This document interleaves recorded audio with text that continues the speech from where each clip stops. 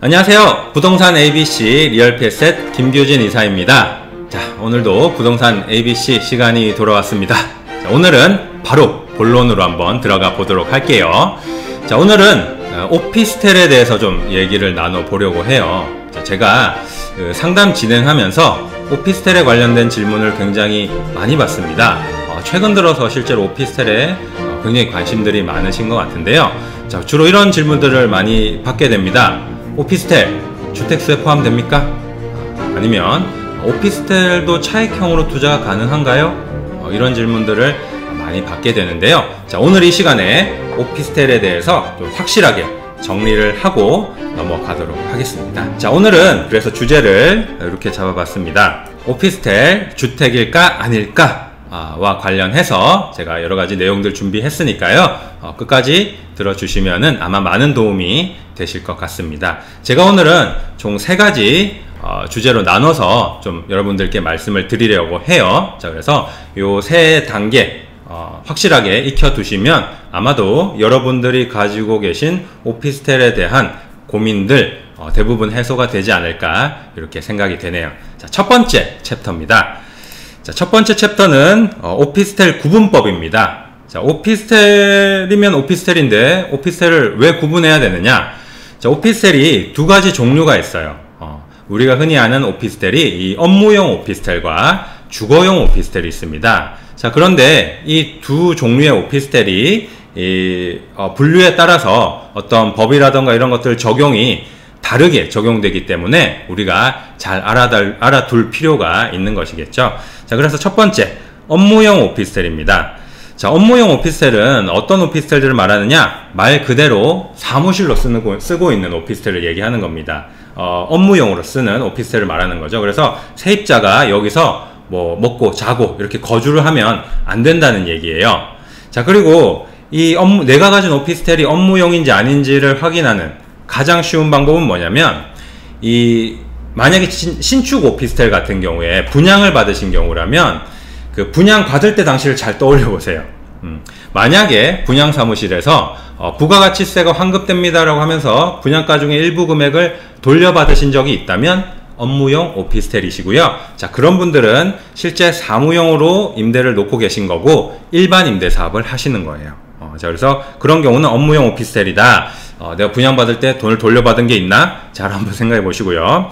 자, 그리고 이런 분들은 그 월세 받으실 때 이제 부가가치세를 포함해서 받으시는 거고요. 그거를 나라에다가 신고도 하고 세금도 이미 납부를 하고 계실 거예요. 자, 그래서 상가 임대하는 것처럼 그렇게 운영을 하고 계시다면 바로 업무용 오피스텔을 임대 중이시다 이렇게 생각하시면 됩니다. 자, 그리고 이게 이제 가장 중요한 이유는 뭐냐? 왜 이렇게 구분을 하느냐? 이 업무용 오피스텔은 주택에 들어가지가 않습니다. 오피스 상가기 때문에 주택으로 보지 않는다는 거예요. 자, 그래서 이 부분을 확실하게 우리가 기억을 하고 넘어가야겠죠. 자, 그 다음으로 주거용 오피스텔이 있습니다. 주거용 오피스텔. 자, 주거용 오피스텔은 말 그대로 이제 세입자가 거주를 하고 있는 오피스텔이죠. 주방도 있고 화장실도 있고 세입자가 여기서 거주를 하면서 먹고 자고 이렇게 한다는 얘기예요. 전입신고도 하고 이렇게 한다는 얘기인데, 자, 그렇기 때문에 이거는 이제 업무용 오피스텔은 좀 다르게 보는 거죠. 마지막에 나왔지만 보유주택에 포함이 된다는 겁니다.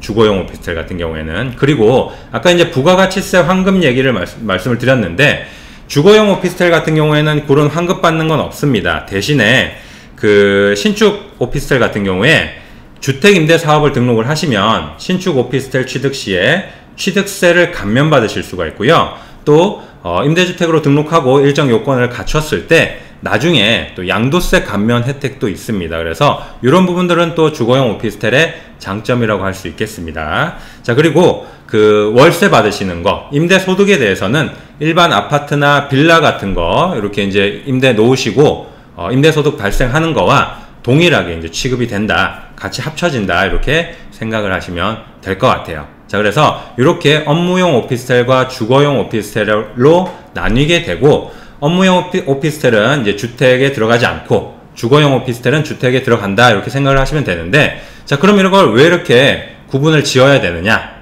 분명히 우리가 주의해야 될 점이 있기 때문이겠죠. 그래서 두 번째 챕터는 뭘 주의해야 되느냐? 어떤 걸 실수하면 안 되는지 그 부분에 대해서 좀 알려드리겠습니다. 자, 그림으로 한번 간단하게 보도록 할게요. 자, 위쪽부터 먼저 볼게요. 어떤 분이 만약에 아파트가 한 채 있으시고 주거용 오피스텔이 한 채가 있으세요. 자, 근데 이분이 여기서 이렇게 생각하시는 경우가 있을 수 있겠죠. 나는 아파트 하나랑 오피스텔 하나 있으니까 이 오피스텔은 뭐 주택수 안 들어가니까 나는 아파트 팔 때 1주택 비과세 되겠구나, 이렇게 생각하실 수도 있고요. 또 아래 그림, 업무용 오피스텔 한 채 들고 계신 분이 이거 나중에 좀 내가 많이 차익을 실현할 수 있겠는데, 자, 그러면 이거 임대주택으로 등록해서 나중에 양도세 감면 받아야겠다, 뭐 이렇게 생각하실 수가 있다는 얘기죠. 자, 결론은 뭡니까? 둘 다 안 된다는 얘기입니다. 자, 주거용 오피스텔은 주택에 포함이 되기 때문에, 자, 위에 분 같은 경우에는 아파트와 주거용 오피스텔 이렇게 두 채 들고 계시면 2주택자세요. 즉 다주택이시기 때문에 나중에 아파트 파실 때 지금 규정대로라면 양도세가 중과된다는 얘기입니다. 자, 그래서 그런 부분을 착각하고 이렇게 그냥 매도하시면 큰일 나겠죠. 자, 그리고 이런 경우도 있어요. 이제 동일 세대는 이 주택수를 같이 계산을 하다 보니까 남편이 오피스텔 하나 들고 있고 아내가 아파트를 하나 들고 있는데 또 그런 부분에서 착각을 하실 수가 있는 거죠. 남편이 들고 있는 오피스텔을 우리 세대 주택수로 포함시키지 않아서 중과가 된다는 사실을 좀 오해를 하신다거나 이런 부분들이 발생하실 수 있다는 얘기입니다. 그래서 이런 부분들을 우리가 주의해야 된다. 그래서 내가 가진 오피스텔이 주거용 오피스텔인지 업무용 오피스텔인지 확실하게 좀 구분을 하셔야 된다, 이렇게 좀 말씀드릴 수 있겠고요. 자, 마지막으로 세 번째 챕터인데요. 자, 이 부분이 좀 어려운 것 같아요. 자, 항상 우리가 예외 없는 규칙이 없죠. 그래서 예외도 있습니다. 요즘에 사실 이제 투자하시기가 힘든 이유가 여러 가지가 있겠지만 제 생각에는 예외가 너무 많다는 것도 힘들게 하는 이유 중에 하나인 것 같아요. 자, 그래서 사실 이런 생각도 들어요.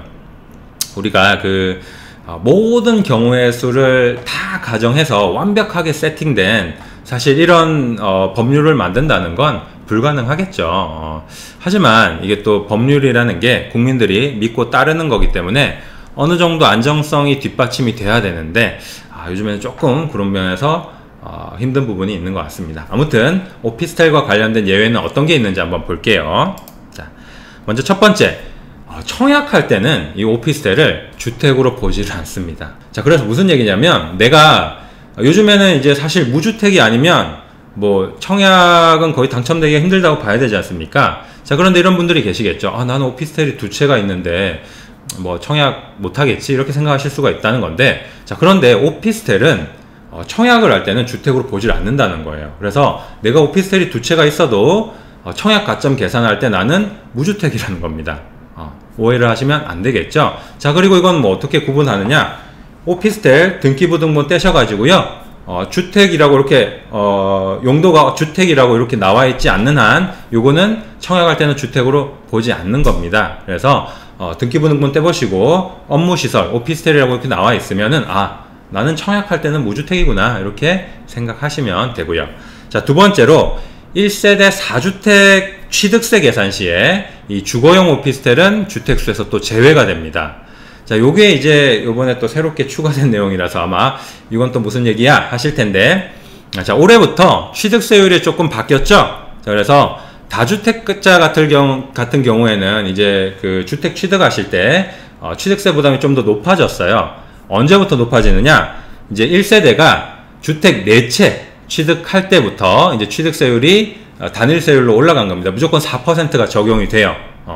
자, 그런데 이때 그 세대가 주택을 몇 채를 보유하고 있느냐를 계산을 할 때, 자, 제가 이제 주거용 오피스텔은 이제 주택의 수에 포함이 된다고 말씀드렸는데, 그때는 이 주거용 오피스텔은 주택으로 치지 않는다는 거예요. 예를 들면 이런 겁니다. 내가 아파트 한 채가 있고요. 월세 주고 있는 이 주거용 오피스텔이 두 채가 있다고 가정해 볼게요. 그러면 나는 이제 기본적으로 3주택자잖아요. 그런데 그 상황에서 만약에 아파트를 한 채 더 매수를 한다라고 했을 때, 그때는 나는 이 1세대 4주택에 해당되지 않는 겁니다. 그 경우에만, 취득세 계산할 때만. 그래서 주택이 4채 되는 아파트를 매수하는 거지만 4%의 취득세율이 적용이 되지 않고 취득가액에 따른 세율이 적용된다 이렇게 생각하시면 되고요.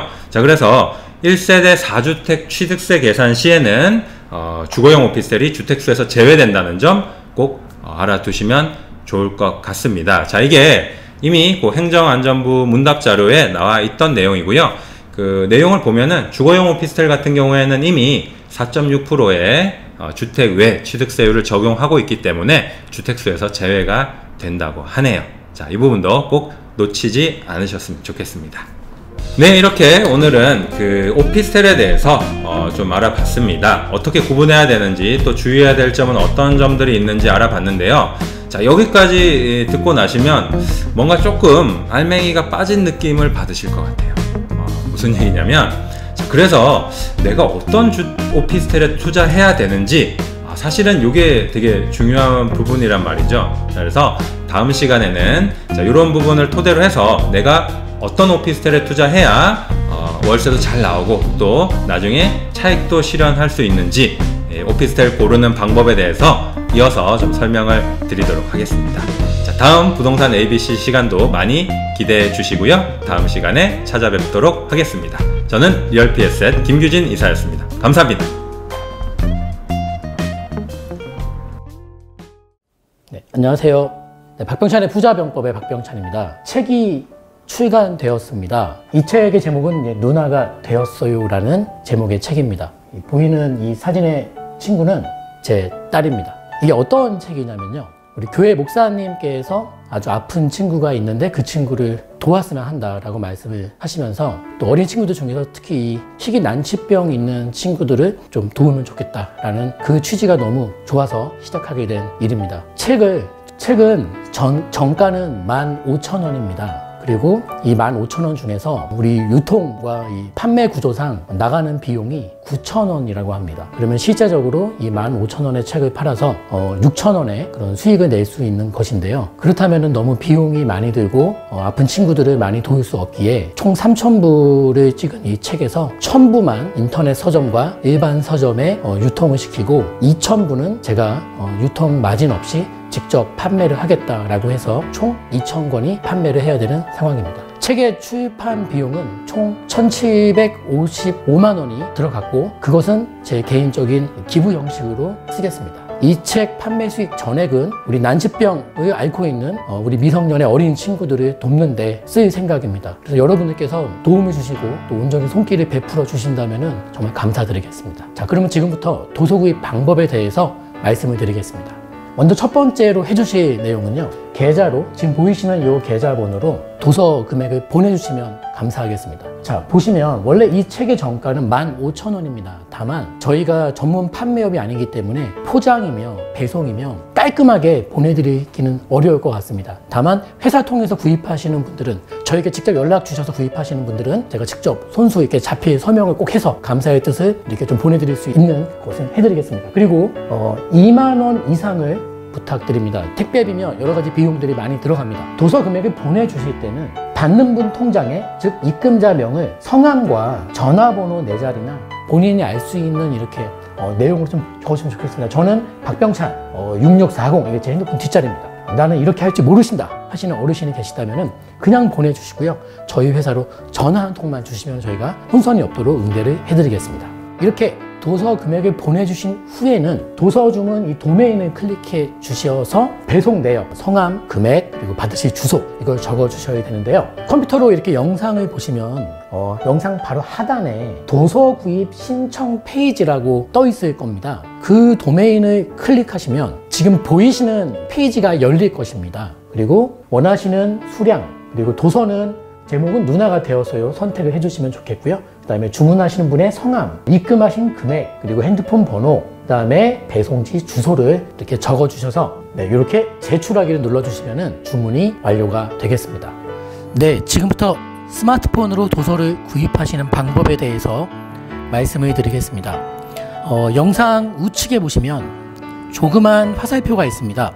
그 화살표를 눌러보시면 글이 나오는데요. 도서 구입 신청 페이지가 있고 도서 구입을 설명해 드리는 블로그 글이 있습니다. 우리는 이제 도서 구입 신청 페이지를 눌러 보겠습니다. 지금 보시다시피 도서구입 신청 페이지가 뜹니다.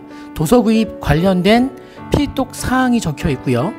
원하시는 수량을 한 권, 두 권 또는 기타 권수 적어주시면 되겠고, 도서명 선택해 주시고 주문자 이름을 적어 주시고요. 그리고 주문자분의 입금자명의 성함과 핸드폰 번호 뒤 4자리를 함께 적어 주시면 혼선이 없겠습니다. 그리고 입금 금액, 입금하신 금액을 적어 주시면 되고요. 핸드폰 번호 적어 주시고 배송 받으실 주소를 적어 주시면 되겠습니다. 계좌 안내는 다시 나와 있고요. 아래 보시면은 개인정보 수집 동의 체크하시고 제출하기 버튼을 눌러 주시면 주문이 완료가 되겠습니다. 은하가 되었어요. 많이 응원해 주세요.